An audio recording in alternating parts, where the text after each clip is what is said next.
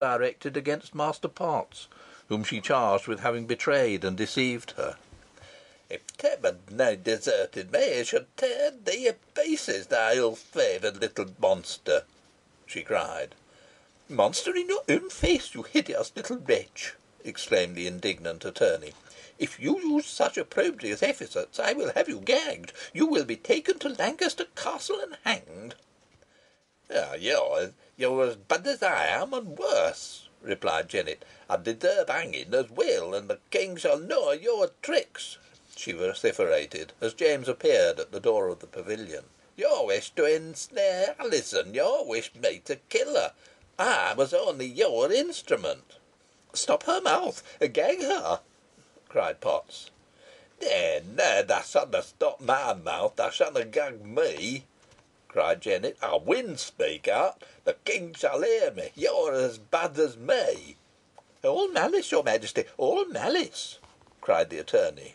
"Malice nae doubt in great part," replied James, "but some truth as weel, I fear, sir, and in any case it will prevent my doing anything for you."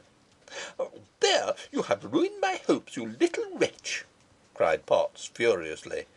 "I'm right glad on't," said Jennet. "You may take me to Lancaster Castle, but you canna hang me. I know that full well. I shall get out, and then look to yourself, lad, for as sure as I'm Mother Demdike's granddaughter, I'll plague the life out of you." "Take the prisoners away, and let them be conveyed under a strict escort to Lancaster Castle," said James. "And as the assizes commence next week, quick work will be made with them, your Majesty," observed Potts. "Their guilt can be incontestably proved, and they are sure to be found guilty, sure to be hanged, sire."